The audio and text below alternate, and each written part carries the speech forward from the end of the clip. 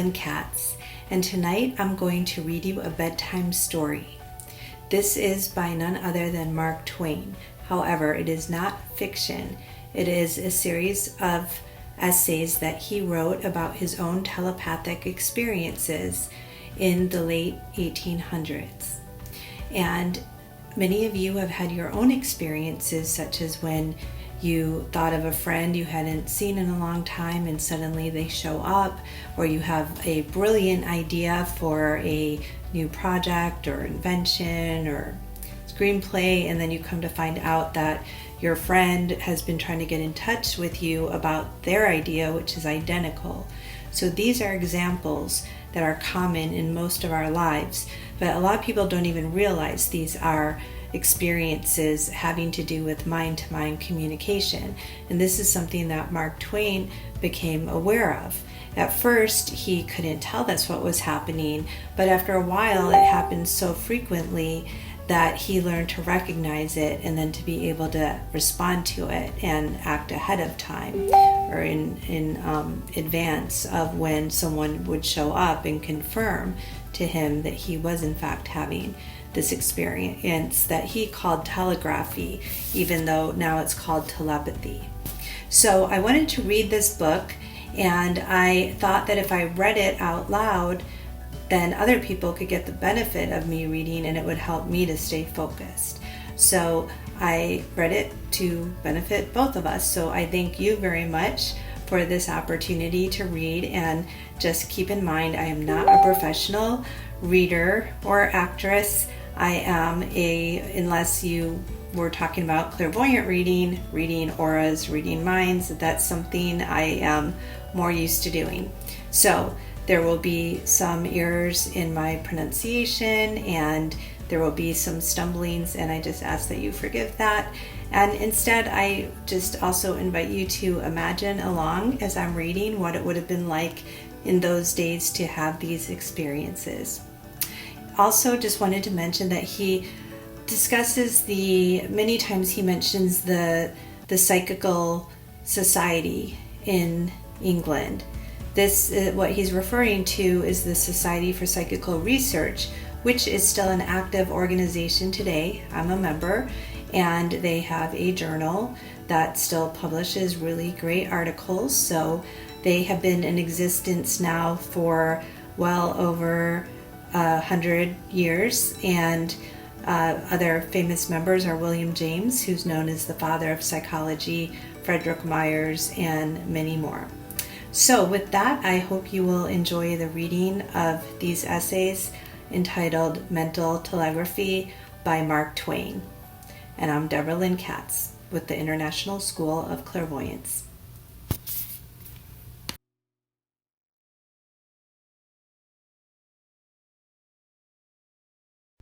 Part 1. A Manuscript with a History. Note to the editor. By glancing over the enclosed bundle of rusty old manuscript, you will perceive that I once made a great discovery. The discovery that certain sorts of things which, from the beginning of the world, had always been regarded as merely curious coincidences, that is to say, accidents, were no more accidental than is the sending and receiving of a telegram an accident. I made this discovery 16 or 17 years ago and gave it a name, mental telegraphy. It is the same thing around the outer edges of which the Psychical Society of England began to group and play with 4 or 5 years ago, and which they named telepathy. Within the last 2 or 3 years, they have penetrated toward the heart of the matter, however, and have found that the mind can act upon mind in a quite detailed and elaborate way over vast stretches of land and water. And they have succeeded in doing, by their great credit and influence, what I could never have done. They have convinced the world that mental telegraphy is not a jest, but a fact, and that it is a thing not rare, but exceedingly common. They have done our age a service, and a very great service, I think. In this old manuscript, you will find mention of an extraordinary experience of mine in the mental telegraphic line, of date about the year 1874 or 1875, the one concerning the Great Bonanza book.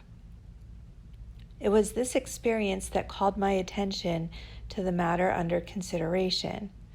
I began to keep a record after that of such experiences of mine as seemed explicable by the theory that minds telegraph thoughts to each other.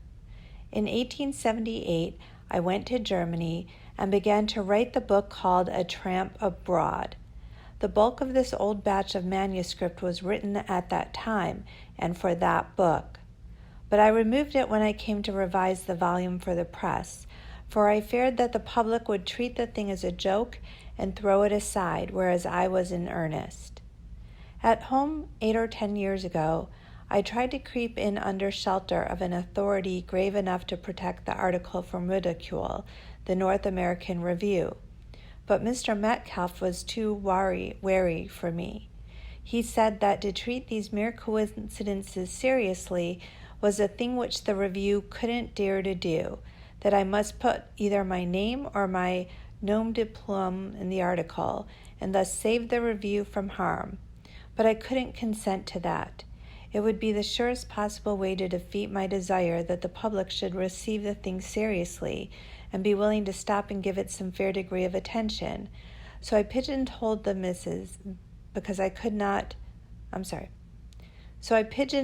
manuscript because I could not get it published anonymously. Now see how the world has moved since then.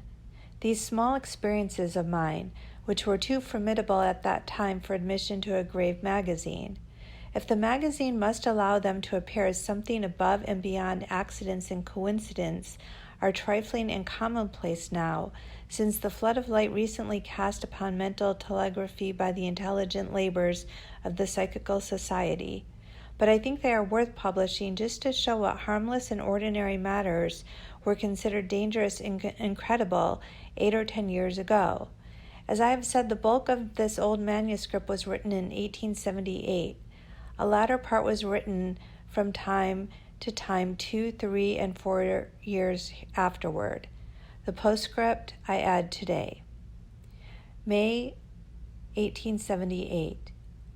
Another of these apparent trifling May 1878. Another of these apparently trifling things have happened to me which puzzle and perplex all men every now and then, keep them thinking an hour or two, and leave their minds barren of explanation or solution at last. Here it is, and it looks inconsequential enough, I am obliged to say. A few days ago I said it must be that Frank Millet doesn't know we are in Germany, or he would have written long before this. I have been on the point of dropping him a line at least a dozen times during the past 6 weeks, but I always decided to wait a day or two longer and see if we shouldn't hear from him. But now I will write, and so I did. I directed the letter to Paris and thought, now we shall hear from him before this letter is 50 miles from Heidelberg. It always happens so. True enough, but why should it? That is the puzzling part of it. We are always talking about letters crossing each other, for that is one of the very commonest accidents of this life. We call it accident, but perhaps we misname it. We have the instinct a dozen times a year that the letter we are writing is going to cross the other person's letter, and if the reader will rack his memory a little, he will recall the fact that this presentiment had strength enough to make him cut his letter down to a decided briefness, because it would be a waste of time to write a letter which was going to cross, and hence be a useless letter. I think that in my experience this instinct has generally come to me in cases where I had put off my letter a good while in the hope that the other person would write. Yes, as I was saying, I had waited 5 or 6 weeks. Then I wrote but 3 lines, because I felt and seemed to know that a letter from Millet would cross mine, and so it did. He wrote the same day that I wrote. The letters crossed each other. His letter went to Berlin, care of the American minister, who sent it to me. In this letter, Millet said he had been trying for 6 weeks to stumble upon somebody who knew my German address, and at the last idea had occurred to him that a letter sent to the care of the embassy at Berlin might possibly find me. Maybe it was an accident that he finally determined to write me at the same moment that I finally determined to write him, but I think not. With me, the most irritating thing has been to wait a tedious time in a purely business manner, hoping that the other party will do the writing, and then sit down and do it myself, perfectly satisfied that the other man is sitting down at the same moment to write a letter which will cross mine. And yet one must go on writing just the same, because if you get up from your table and postpone, that other man will do the same thing, exactly as if you two were harnessed together like the Siamese twins, and must duplicate each other's movements. Several months before I left home, a New York firm did some work about the house for me, and did not make a success of it, as it seemed to me. When the bill came, I wrote and I said I wanted the work perfected before I paid. They replied that they were very busy, but that as soon as they could spare the proper man, the thing should be done. I waited more than 2 months, enduring as patiently as possible the companionship of bells, which would fire away of their own accord sometimes when nobody was touching them, and at other times wouldn't ring, though you struck the bottom with a sledgehammer. Many a time I got ready to write and then postponed it. But at last I sat down one evening and poured out my grief to the extent of a page or so, and then cut my letter suddenly short, because a strong instinct told me that the firm had begun to move in the matter. When I came down to breakfast the next morning, the postman had not yet taken my letter away, but the electrical man had been there, done his work, and was gone again. He had received orders the previous evening from his employers, and had come up by the night train. If this was an accident, it took about 3 months to get it up in good shape. One evening last summer, I arrived in Washington, registered at the Arlington Hotel, and went to my room. I read and smoked until 10 o'clock. Then, finding I was not yet sleepy, I thought I would take a breath of fresh air. So I went forth in the rain and tramped through one street after another in an aimless and enjoyable way. I knew that Mr. O, a friend of mine, was in town, and I wished I might run across him, but I did not propose to hunt for him at midnight, especially as I did not know where he was stopping. Toward 12 o'clock the streets had become so deserted that I felt lonesome, so I stepped into a cigar shop for the avenue and remained there 15 minutes, listening to some bummers discussing national politics. Suddenly the spirit of prophecy came upon me, and I said to myself, now I will go out this door, turn to the left, walk 10 steps, and meet Mr. O face to face. I did it too. I could not see his face because he had an umbrella before it, and it was pretty dark anyhow, but he interrupted the man he was walking and talking with, and I recognized his voice and stopped him. That I should step out there and stumble upon Mr. O was nothing, but that I should know beforehand that I was going to do it was a good deal. It is a very curious thing when you come to look at it. I stood far within the cigar shop when I delivered my prophecy. I walked about 5 steps to the door, opened it, closed it after me, walked down a flight of 3 steps to the sidewalk, turned to the left, walked 4 or 5 more, and found my man. I repeat that in itself the thing was nothing, but to know it happened so beforehand, wasn't that really curious? I've criticized absent people so often and then discovered to my humiliation that I was talking with their relatives, that I have grown superstitious about that sort of thing and dropped it. How like an idiot one feels after a blunder like that. We are always mentioning people, and in that very instant they appear before us. We laugh and say, speak of the devil, and so forth, and then we drop it, considering it an accident. It is a cheap and convenient way of disposing of a grave and very puzzling mystery. The fact is, it does seem to happen too often to be an accident. Now I come to the oddest thing that has ever happened to me. 2 or 3 years ago I was lying in bed, idly musing, when one morning, it was the 2nd of March, when suddenly a red-hot new idea came whistling down into my camp and exploded with such comprehensive effectiveness as to sweep the vicinity clean of rubbishly reflections and fill the air with the dust and flying fragments. This idea, stated in simple phrase, was that the time was ripe and the market ready for a certain book, a book which ought to be written at once, a book which must command attention and be of peculiar interest, to wit, a book about the Nevada silver mines. The great bonanza was a new wonder then, and everybody was talking about it. It seemed to me that the person best qualified to write this book was Mr. William Wright, a journalist of Virginia, Nevada, by whose side I had scribbled many months when I was a reporter there 10 or 12 years before. He might be alive still, he might be dead. I could not tell, but I would write him anyway. I began by merely and modestly suggesting that he make such a book, but my interest grew as I went on, and I ventured to map out what I thought ought to be the plan of the work, he being an old friend and not given to taking good intentions for ill. I even dealt with details and suggested the order and sequence which they should follow. I was about to put the manuscript in an envelope when the thought occurred to me that if the book should be written at my suggestion and then no publisher happened to want it, I should feel uncomfortable. So I concluded to keep my letter back until I should have secured a publisher. I pigeonholed my document and dropped a note to my own publisher asking him to name a day for a business consultation. He was out of town on a far journey. My note remained unanswered, and at the end of 3 or 4 days the whole matter had passed out of my mind.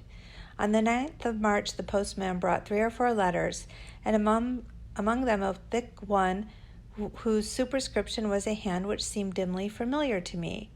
I could not place it at first, but presently I succeeded. Then I said to a visiting relative who was present, "Now I will do a miracle.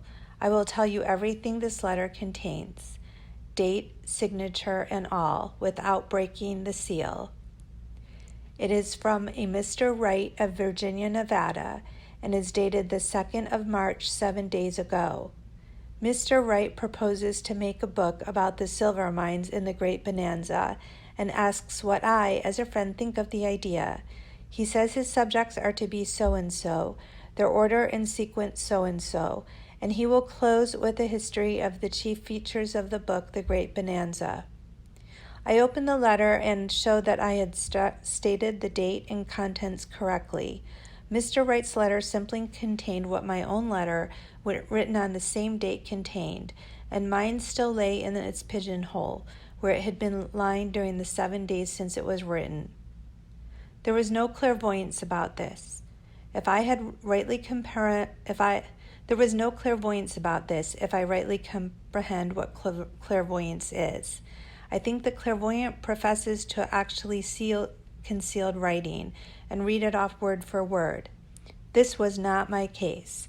I only seemed to know, and to know absolutely the contents of the letter in detail in due order, but I had to word them myself. I translated them, so to speak, out of Wright's language into my own. Wright's letter and the one which I had written to him but had never sent were in substance the same. Necessarily, this could not come by accident. Such elaborate accidents cannot happen. Chance must have duplicated 1 or 2 of the details, but she would have broken down on the rest. I could not doubt, there was no tenable reason for doubting, that Mr. Wright's mind and mine had been in close and crystal clear communication with each other across 3,000 miles of mountain and desert on the morning of the 2nd of March. I did not consider that both minds originated that succession of ideas, but that one mind originated it and simply telegraphed it to the other. I was curious to know which brain was the telegrapher and which was the receiver, so I wrote and asked for particulars. Mr. Wright's reply showed that his mind had done the originating and telegraphing, and mine the receiving. Mark that significant thing now. Consider for a moment how many a splendid original idea has been unconsciously stolen from a man 3,000 miles away. If one should question that this is so, let him look into the Cyclopedia and once more that curious thing in a history of inventions which has puzzled everyone so much, that is the frequency with which the same machine or other contrivance has been invented at the same time by several persons in different quarters of the globe. The world was without an electric telegraph for several thousand years. Then Professor Henry, the American, Wheatstone in England, Morse on the sea, and a German in Munich all invented it at the same time. The discovery of certain ways of applying steam was made in 2 or 3 countries in the same year. Is it not possible that inventors are constantly and unwittingly stealing each other's ideas whilst they stand thousands of miles asunder? Last spring, a literary friend of mine who lived 100 miles away paid me a visit, and in the course of our talk he said he had made a discovery, conceived an entirely new idea, one which certainly had never been used in literature. He told me what it was. I handed him a manuscript and said he would find substantially the same idea in that, a manuscript which I had written a week before. The idea had been in my mind since the previous November. It had only entered his while I was putting it on paper a week gone by. He had not yet written his, so he left it unwritten and gracefully made over all his rights and title in the idea to me. The following statement, which I have clipped from a newspaper, is true. I had the facts from Mr. Howell's lips when the episode was new. A remarkable story of a literary coincidence is told of Mr. Howell's Atlantic monthly serial, Dr. Breen's Practice.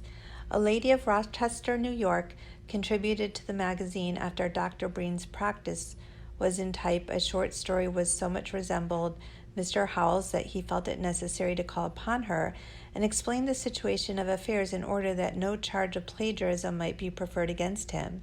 He showed her the proof sheets of his story and satisfied her that the similarity between her work and his was one of the strange coincidences which have from time to time occurred in the literary world. I had read portions of Mr. Howell's story both in manuscript and in proof before the lady offered her contribution to the magazine. Here is another case. I clip it from a newspaper. The Republican of Miss Alcott's novel Moods recalls to a writer in the Boston Post a singular coincidence which was brought to light before the book was first published. Miss Anne M. Crane of Baltimore published Emily Chester, a novel which was pronounced a very striking and strong story. A comparison of this book with Moods showed him that the two writers, though entire strangers to each other and living hundreds of miles apart, had both chosen the same subject for their novels, had followed almost the same line of treatment up to a certain point where the parallels ceased, and the denouncements were entirely opposite.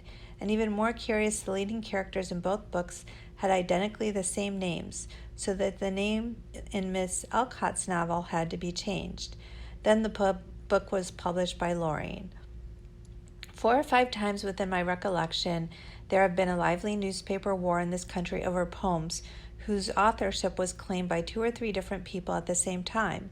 There was a war of this kind over Nothing to Wear, Beautiful Snow, Rock Me to Sleep, Mother, and also over one of Mr. Will Carleton's early ballads, I think.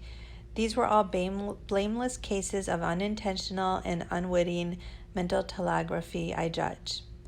A word more as to Mr. Wright. He had had his book in mind for some time. Consequently, he and not I had originated the idea of it. The subject was entirely foreign to my thoughts. I was wholly absorbed in other things. Yet this friend, whom I had not seen and had hardly thought of for 11 years, was able to shoot his thoughts at me across 3,000 miles of country and fill my head with them, to the exclusion of every other interest in a single moment. He had begun his letter after finishing his work on the morning paper. A little after 3 o'clock, he said. When it was 3 a.m. in Nevada, it was 6 in Hartford, where I lay awake thinking about nothing in particular, and just about that time his ideas came pouring into my head from across the continent, and I got up and put them on paper under the impression they were my own original thoughts.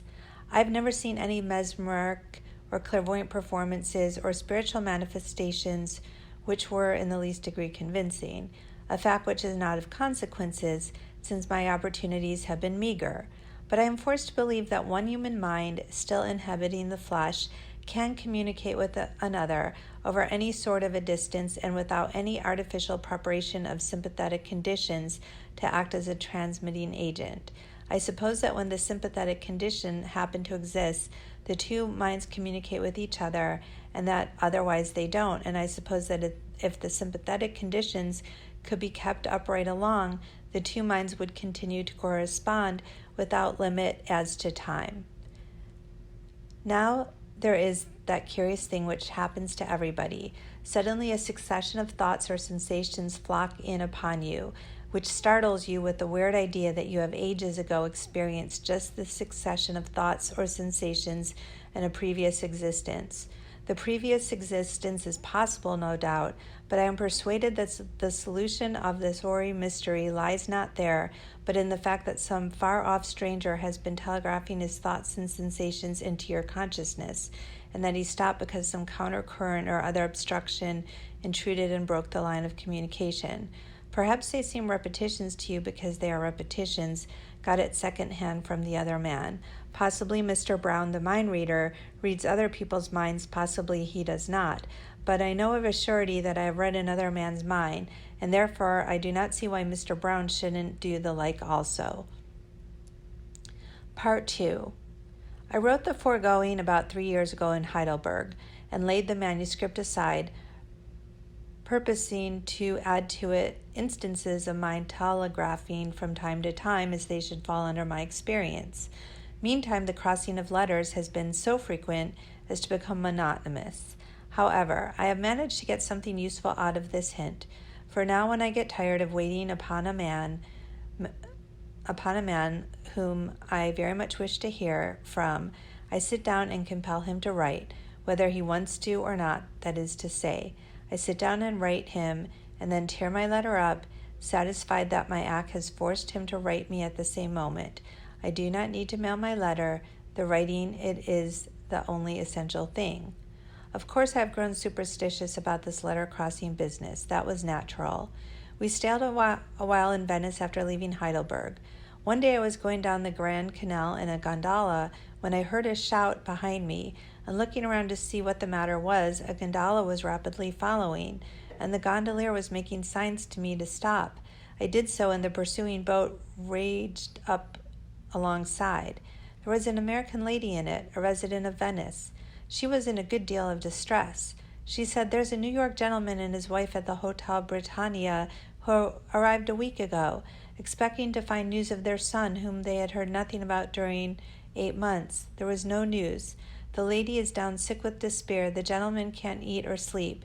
Their son arrived at San Francisco 8 months ago and announced the fact in a letter to his parents the same day. That is the last trace of him. The parents have been in Europe ever since, but their trip has been spoiled, for they have occupied their time simply in drifting restlessly from place to place and writing letters everywhere and to everybody, begging for news of their son. But the mystery remains as dense as ever. Now the gentleman wants to stop writing and go calling. He wants to cable San Francisco. He has never done it before because he is afraid of he doesn't know what, death of his son, no doubt. But he wants somebody to advise him to cable, wants me to do it. Now I simply can't, for if no news came, the mother yonder would die. So I've chased you up in order to get you to support me in urging him to be patient and put the thing off a week or two longer. It may be the saving of this lady. Come along, let's not lose any time." So I went along, but I had a program of my own. When I was introduced to the gentleman, I said I have some superstitions, but they are worthy of respect. If you will cable San Francisco immediately, you will hear news of your son inside of 24 hours. I don't know that you will get the news from San Francisco, but you will get it from somewhere. The only necessary thing is to cable. That is all. The news will come within 24 hours. Cable Peking if you prefer. There is no choice in this matter.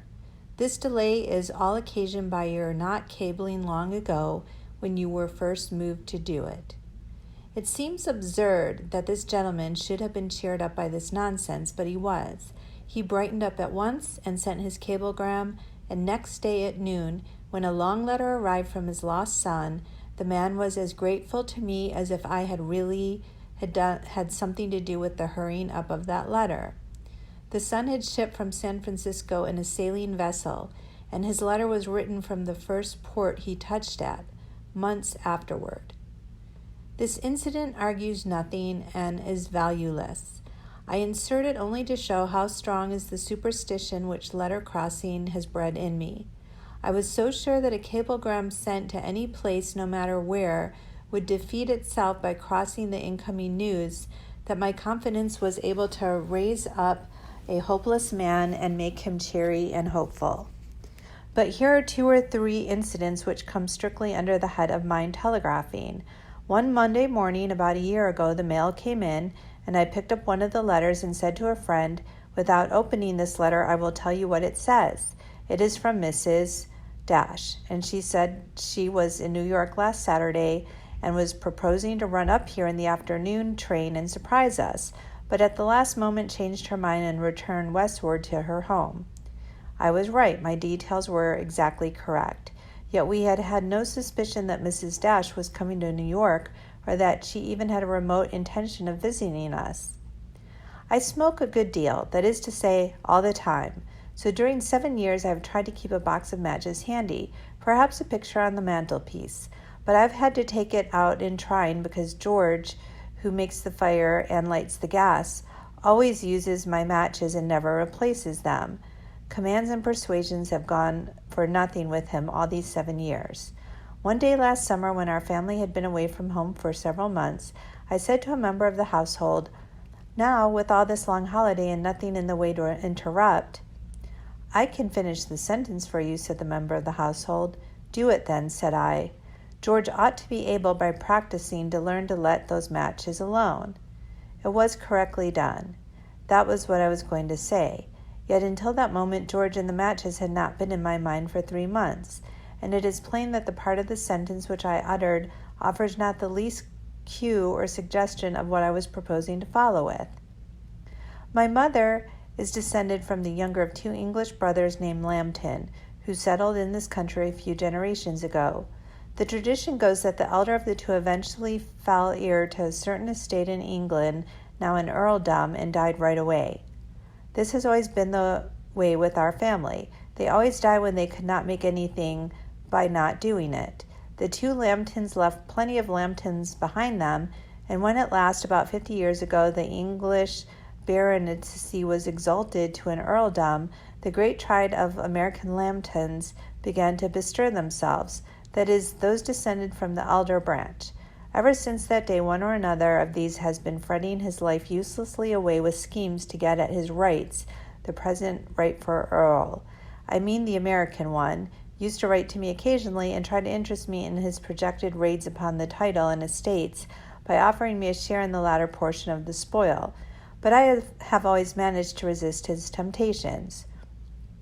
Well, one day last summer I was lying under a tree, thinking about nothing in particular, when an absurd idea flashed through my head, and I said to a member of the household, "Suppose I should live to be 92 and dumb and blind and toothless, and just as I was gasping out what was left of me on my deathbed—" "Wait, I will finish the sentence," said a member of the household.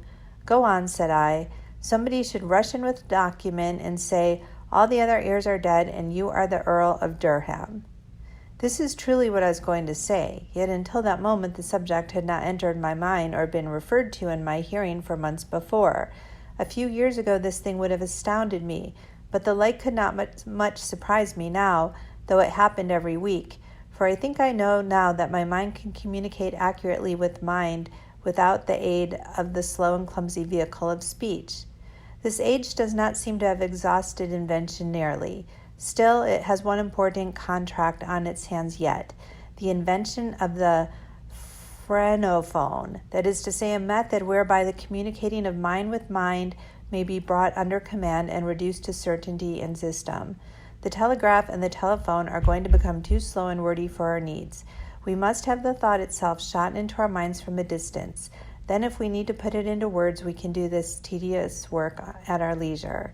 Doubtless, the something which conveys our thoughts through the air from brain to brain is a finer and subtler form of electricity, and all we need to do is find out how to capture it and how to force it to do its work, as we have had to do in the case of electric currents. Before the day of telegraphs, neither one of these marvels would have seemed any easier to achieve than the other. While I am writing this, doubtless someone on the other side of the globe is writing it too. The question is, am I inspiring him or is he inspiring me? I cannot answer that, but that these thoughts have been passing through somebody else's mind all the time I have been setting them down, I have no sort of doubt. I will close this paper with a remark which I found some time ago in Boswell's Johnson. Voltaire's Candide is wonderfully similar in its plan and conduct to Johnson's Racialis, insomuch that I have heard Johnson say that if they had not been published so closely one after the other that there was not time for imitation, it would have been in vain to deny that the scheme of that which came latest was taken from the other. The two men were widely separated from each other at the time, and the sea lay between them. Postscript. In the Atlantic for June 1882, Mr. John Fiske refers to the often quoted Darwin and Wallace coincidence. I alluded just now to the unforeseen circumstance which led Mr. Darwin in 1859 to break his long silence and to write and publish The Origin of Species. This circumstance served, no less than the extraordinary success of his book, to show how ripe the minds of men had become for entertaining such views as those which Mr. Darwin propounded. In 1858, Mr. Wallace, who was then engaged in studying the natural history of the Malay archipelago, sorry for misspelling, sent to Mr. Darwin, as the man most likely to understand him, a paper in which he sketched the outlines of a theory identical with that upon which Mr. Darwin had so long been at work. The same sequence of observed facts and inferences that had led Mr. Darwin to the discovery of natural selection and its consequences had led Mr. Wallace to the very threshold of the same discovery. But in Mr. Wallace's mind, the theory had been by no means wrought out to the same degree of completeness to which it had been wrought in the mind of Mr. Darwin. In the preface to his charming book on natural selection, Mr. Wallace, with rare modesty and candor, acknowledges that whatever value his speculations may have had, they have been utterly surpassed in richness and cogency of proof by those of Mr. Darwin. This is no doubt true, and Mr. Wallace has done such a good work in further illustration of the theory that he can well afford to rest content with the second place in the first announcement of it. The coincidence, however, between Mr. Wallace's conclusions and those of Mr. Darwin's was very remarkable. But after all, coincidences of this sort have not been uncommon in the history of scientific inquiry, nor is it at all surprising that they should occur now and then when we remember that a great and pregnant discovery must always be concerned with some question which many of the foremost minds in the world are busy thinking about. It was so with the discovery of the differential calculus, and again with the discovery of the planet Neptune. It was so with the interpretation of the Egyptian hieroglyphics and with the establishment of the undulatory theory of light. It was so, to a considerable extent, with the introduction of the new chemistry, with the discovery of the mechanical equivalent of heat, and the whole doctrine of the correlation of forces. It was so with the invention of the electric telegraph and with the discovery of spectrum analysis. And it is not at all strange that it should have been so with the doctrine of the origin of species through natural selection. He thinks these coincidences were apt to happen because the matters from which they sprang were matters which many of the foremost minds in the world were busy thinking about. But perhaps one man in each case did the telegraphing to the others. The aberrations which gave Leverrier the idea that there must be a planet of such and such mass in such and such orbit hidden from sight out yonder in the remote abysses of space were not new. They had been noticed by astronomers for generations. That is why it should happen to occur to three people widely separated, Leverrier, Mrs. Somerville, and Adams, to suddenly go to worrying about these aberrations all at the same time and set themselves to work to find out what caused them, and to measure and weigh an invisible planet and calculate its orbit and hunt it down and catch it. A strange project which nobody but they had ever thought of before. If one astronomer had invented that odd and happy project 50 years before, don't you think he would have telegraphed it to several others without knowing it? But now I come to a puzzler. How is it that inanimate objects are able to affect the mind? They seem to do that. However, I wish to throw in a parenthesis fine, just a reference to a thing everybody is familiar with. the experience of receiving a clear and particular answer to your telegram before your telegram has reached the sender of the answer. That is a case where your telegram has gone straight from your brain to the man it was meant for, far outstripping the wire's slow electricity, and it is an excuse of mental telegraphy which is as common as dining. To return to the influence of inanimate things, in the cases of non-professional clairvoyance examined by the Psychical Society, the clairvoyant has usually been blindfolded, then some object which has been touched or worn by a person is placed in the hand. The clairvoyant immediately describes that person and goes on to give a history of some event which the text object has been connected. If the inanimate object is able to affect and inform the clairvoyant's mind, maybe it can do the same when it is working in the interest of mental telegraphy. Once a lady in the West wrote to me that her son was coming to New York to remain 3 weeks and would pay me a visit if invited, and she gave me his address.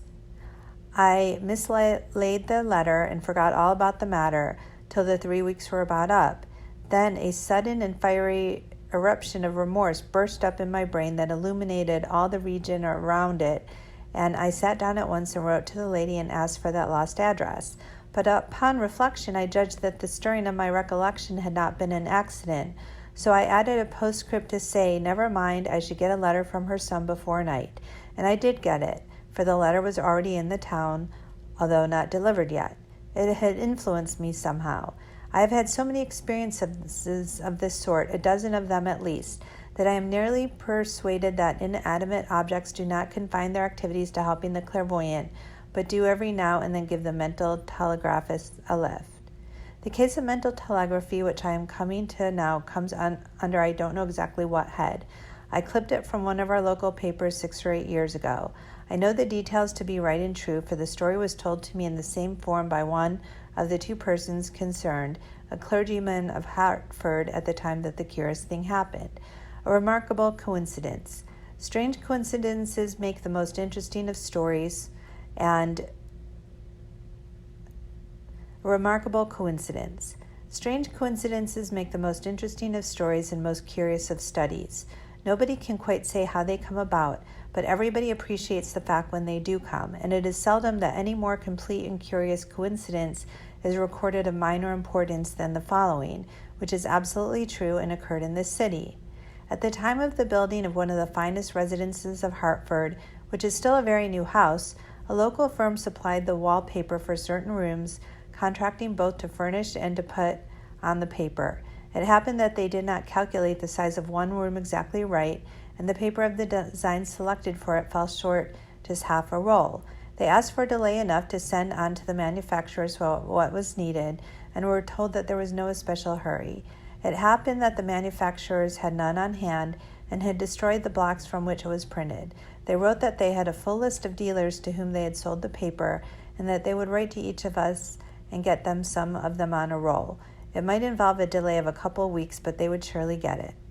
In the course of time came a letter saying that to their great surprise they could not find a single roll. Such a thing was very unusual, but in this case it had so happened.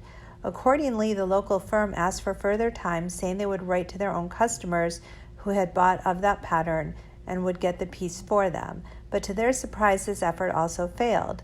A long time had now elapsed, and there was no use of delaying any longer.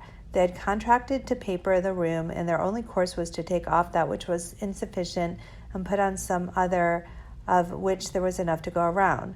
Accordingly, at length, a man was sent out to remove the paper. He got his apparatus ready and was about to begin the work under the direction of the owner of the building when the latter was for the moment called away.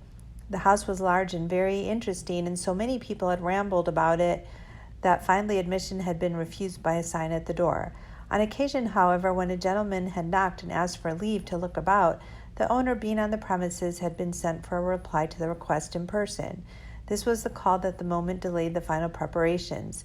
The gentleman went to the door and admitted the stranger, saying he would show him about the house, but first must return for a moment to that room to finish his directions there, and he told the curious story about the paper as they went on.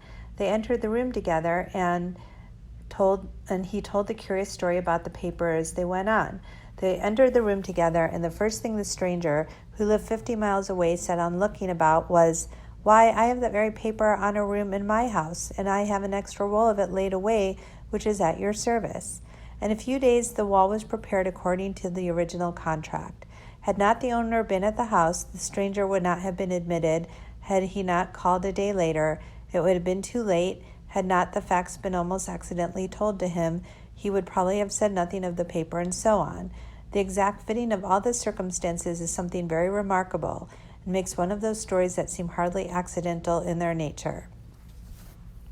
Something that happened the other day brought my Ori manuscript to mind, and this is how I came to dig it out from its dusty pigeonhole grave for publication. The thing that happened was a question.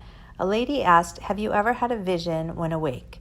I was about to answer promptly when the last two words of the question began to grow and spread and swell, and presently they attained to vast dimensions. She did not know that they were important, and I did not at first, but I soon saw that they were putting me on the track of a solution of a mystery which had perplexed me a good deal. You will see what I mean when I get down to it. Ever since the English Society for Psychical Research began its investigations of ghost stories, haunted houses, and apparitions of the living and dead, I have read their pamphlets with avidity as fast as they arrived. Now one of their most commonest inquiries of a dreamer or vision seer is, "Are you sure you were awake at the time?" If the man can't say he is sure he was awake, a doubt falls upon his tale right there. But if he is positive that he was awake and offers reasonable evidence to substantiate it, the fact counts largely for the credibility of his story. It does with the society, and it did with me until that lady asked me the above question the other day. The question set me to considering and brought me to the conclusion that you can be asleep, at least wholly unconscious, for a time and not suspect that it has happened, and not have any way to prove that it has happened. A memorable case was in my mind. About a year ago I was standing on the porch one day when I saw a man coming up the walk. He was a stranger, and I hoped he would ring and carry his business into the house without stopping to argue with me.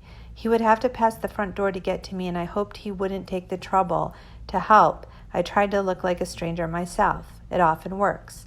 I was looking straight at the man. He had got to about 10 feet within the door and within 25 feet of me, and suddenly he disappeared. It was as astonishing as if a church should vanish before your face and leave nothing behind it but a vacant lot. I was unspeakably delighted.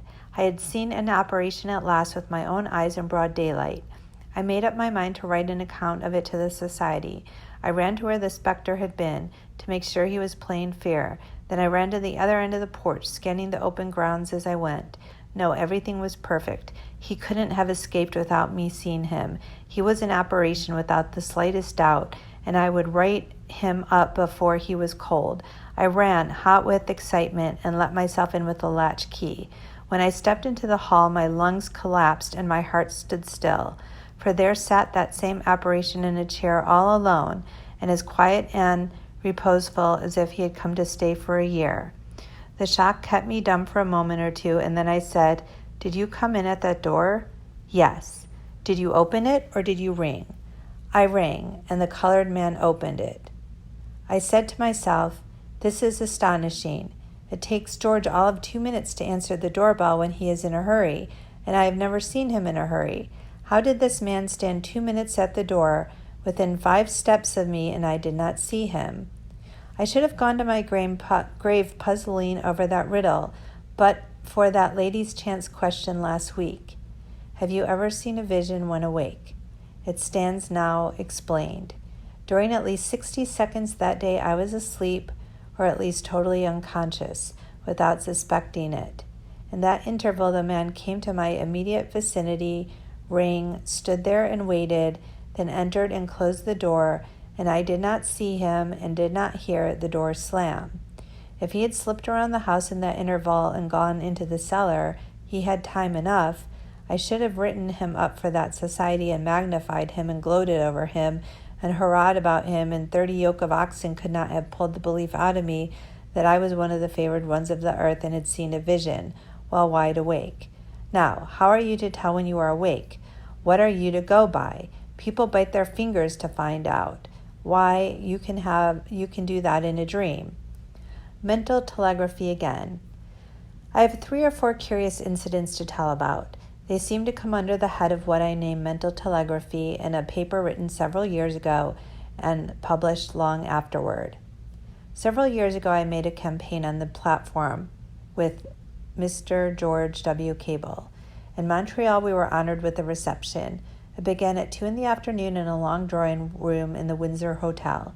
Mr. Cable and I stood at one end of this room, and the ladies and gentlemen entered it at the other end, crossed it at that end, then came up the long left-hand side, shook hands with us, said a word or two, and passed on in the usual way. My sight is of the telescopic sort, and I presently recognized a familiar face among the throng of strangers drifting in at the distant door, and I said to myself with surprise and high gratification, "That is Mrs. R. I had forgotten that she was a Canadian." She had been a great friend of mine in Carson City, Nevada in the early days. I had not seen or heard of her for 20 years. I had not been thinking about her. There was nothing to suggest her to me, nothing to bring her to my mind. In fact, to me, she had long ago ceased to exist and had disappeared from my consciousness. But I knew her instantly, and I saw her so clearly that I was able to note some of it remained in my mind. I was impatient for her to come. In the midst of the handshakings, I snatched glimpses of her and noted her progress with the slow-moving file across the end of the room. Then I saw her start up the side, and this gave me a full front view of her face. I saw her last when she was within 25 feet of me. For an hour I kept thinking she must still be in the room somewhere and would come at last, but I was disappointed. When I arrived in the lecture hall that evening, someone said, "Come into the waiting room. There's a friend of yours there who wants to see you. You'll not be introduced. You are to do the recognizing without help if you can." I said to myself, "It is Mrs. R. I shan't have any trouble." There were perhaps 10 ladies present, all seated. In the midst of them was Mrs. R., as I had expected. She was dressed exactly as she was when I had seen her in the afternoon. I went forward and shook hands with her and called her by name and said, "I knew the moment you appeared at the reception this afternoon." She looked surprised and said, "But I was not at the reception. I have just arrived from Quebec and have not been in town for an hour." It was my turn to be surprised now. I said, "I can't help it. I give you my word of honor that it is as I say. I saw you at the reception, and you were dressed precisely as you are now. When they told me a moment ago that I should find a friend in the room, your image rose before me, dress and all, just as I had seen you at the reception." Those are the facts. She was not at the reception at all or anywhere near it, but I saw her there nevertheless, and most close. Those are the facts. She was at the reception at all. Those are the facts. She was not at the reception at all or anywhere near it, but I saw her there nevertheless, and most clearly and unmistakably. To that I could make an oath. How is one to explain this? I was not thinking of her at the time, had not thought of her for years, but she had been thinking of me, no doubt. Did her thoughts flit through leagues of air to me and bring with it that clear and pleasant vision of herself? I think so. That was and remains my sole experience in the matter of apparitions. I mean apparitions that come when one is ostensibly awake. I could have been asleep for a moment. The apparition could have been the creature of a dream. Still, that is nothing to the point. The feature of interest is the happening of the thing just at that time, instead of at an earlier or later time, which is an argument that's origin lay in thought transference. My next incident will set aside by most persons as being merely a coincidence, I suppose. Years ago, I used to think sometimes of making a lecturing trip through the Antipodes and the borders of the Orient, but always gave up the idea, partly because of the great length of the journey and partly because my wife could not well manage to go with me. Toward the end of last January, that idea, after an interval of years, came suddenly into my head again, forcibly too, and without any apparent reason. Whence it came, what suggested it, I will touch upon that presently. I was at that time where I am now in Paris. I wrote at once to Mr. Henry M. Stanley of London and asked him some questions about his Australian lecture tour and inquired who had conducted him and what were the terms. After a day or two, his answer came. It began, "The lecture agent for Australia and New Zealand is par excellence Mr. R. S. Smythe of Melbourne."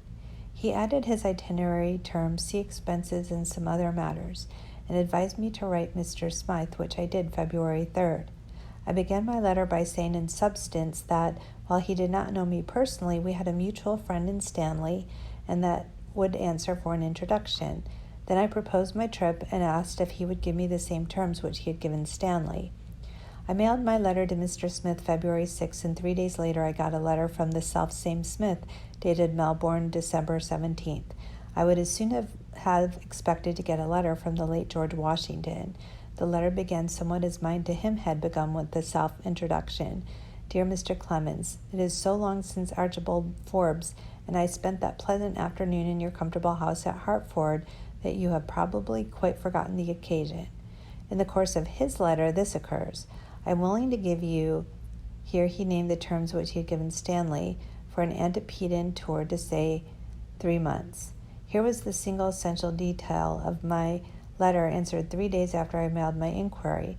I might have saved myself the trouble and the postage, and a few years ago I would have done that very thing, for I would have argued that my sudden and strong impulse to write and ask some questions of a stranger on the underside of the globe meant that the impulse came from that stranger, and that he would answer my questions of his own motion if I would let him alone. Mr. Smith's letter probably passed under my nose on its way to lose 3 weeks traveling to America and back, and gave me a whiff of its contents as it went along. Letters often act like that. Instead of the thought coming to you in an instant from Australia, the apparently unsentient letter imparts to you as it glides invisibly past your elbow in the mail bag. Next incident. In the following month, March, I was in America. I spent a Sunday at Irvington-on-the-Hudson with Mr. John Brisbane Walker of the Cosmopolitan magazine. We came into New York next morning and went to the Century Club for luncheon. He said some praiseful things about the character of the club and the orderly serenity and the pleasantness of its quarters, and asked if I had never tried to acquire membership in it. I said I had not, and that New York clubs were a continuous expense to the country members. The New York clubs were a continuous expense to the country members, without being a frequent use or benefit to them. And now I've got an idea, said I. There's the Lottos, the first New York club I was ever a member of, my very earliest love in that line. I've been a member of it for considerably more than 20 years, yet have seldom had a chance to look in and see the boys. They turn gray and old while I am not watching, and my dues go on. I am going to Hartford this afternoon for a day or two, but as soon as I go back I will get to John Alderkin very privately and say, remember the veteran and confer distinction upon him for old time's sake. Make me an honorary member and abolish the tax. If you haven't any such thing as honorary membership, all the better. Create it for my honor and glory. That would be a great thing. I will go to John Alderkin as soon as I get back from Hartford. I took the last express that afternoon, first telegraphing Mr. F.G. Whitmore to come and see me the next day. When he came, he asked, did you get a letter from Mr. John Alderkin, secretary of the Lottos Club, before you left New York? No. Then it just missed you. If I had known you were coming, I would have kept it. It is beautiful and make you proud. The board of directors, by unanimous vote, have made you a life member and squelched those dues, and you are to be on hand and receive your distinct on the night of the 30th, which is the 25th anniversary of the founding of the club, and it will not surprise me if they have some great times there. What put the honorary membership in my head that day in the Century Club? For I had never thought of it before. I don't know what brought the thought to me at that particular time instead of earlier, but I am well satisfied that it originated with the board of directors, and had been on its way to my brain through the air ever since the moment they saw their voice recorded. Another incident. I was in Hartford 2 or 3 days as a guest of the Reverend Joseph H. Twitchell. I have held the rank of honorary uncle to his children for a quarter of a century, and I went out with him in the trolley car to visit one of my nieces, who is at Miss Potter's famous school in Farmington. The distance is 8 or 9 miles. On the way talking, I illustrated something with an anecdote. This is the anecdote. 2 years and a half ago, I and the family arrived at Milan on our way to Rome and stopped at the Continental. After dinner, I went below and took a seat in the stone-paved court where the customary lemon trees stand in the customary tubs, and said to myself, now this is comfort and repose, and nobody to disturb it. I do not know anybody here. Then a young gentleman stepped up and shook hands, which damaged my theory. He said in substance, you won't remember me, Mr. Clemens, but I remember you very well. I was a cadet at West Point when you and Reverend Joseph H. Twitchell came there some years ago and talked to us on 100th night. I am a lieutenant in the regular army now, and my name is H. I am in Europe all alone for a modest tour. My regiment is in Arizona. We became friendly and sociable, and in the course of the talk he told me of an adventure which had befallen him, about to this effect. I was at Bellagio, stopping at the big hotel there, and 10 days ago I lost my letter of credit. I did not know what in the world I would do. I was a stranger. I knew no one in Europe. I hadn't a penny in my pocket. I couldn't even send a telegram to London to get my lost letter replaced. My hotel bill was a week old, and the presentation of imminent, so imminent that it could happen at any moment now. I was so frightened that my wits seemed to leave me. I tramped and tramped back and forth like a crazy person. If anybody approached me, I hurried away, for no matter what a person looked like, I took him for the head waiter with the bill. I was at last in such a desperate state that I was ready to do any wild thing that promised even the shadow of help, and so this is the insane thing that I did. I saw a family lunching at a small table on the veranda and recognized their nationality, Americans, father, mother, and several young daughters, young, tastefully dressed and pretty, the rule with our people. I went straight there in my civilian costume, named my name, said I was a lieutenant in the army, and told my story and asked for help. What do you suppose the gentleman did? But you would not guess in 20 years. He took out a handful of gold coins and told me to help myself freely. This is what he did. The next morning, the lieutenant told me his new letter of credit had arrived in the night, so we strolled to Cook's to draw money to pay back the benefactor with. We got it and then went strolling through the great arcade. Presently, he said, "Yonder they are. Come and be introduced." I was introduced to the parents and the young ladies. Then we separated, and I never saw him or any of them. "Here we are at Farmington," said Twitchell, interrupting. We left the trolley car and tramped through the mud 100 yards or so to the school, talking about the time we and Warner walked out there 3 years ago and the pleasant time we had. We had a visit with my niece in the parlor, then started for the trolley again. Outside the house, we encountered a double rank of 20 or 30 of Mrs. Potter's young ladies arriving from a walk, and we stood aside, ostensibly to let them have room to file past, but really to look at them. Presently, one of them stopped out of the rank and said, "You don't know me, Mr. Twitchell, but I know your daughter, and that gives me the privilege of shaking hands with you." Then she put out her hand to me and said, "And I wish to shake hands with you too, Mr. Clemens. You don't remember me, but you were introduced to me in the arcade in Milan 2.5 years ago by Lieutenant H." What had put that story into my head after all the stretch of time? Was it just the proximity of that young girl, or was it merely an odd accident? And that is the end of Mental Telegraphy by Mark Twain, written in 1891.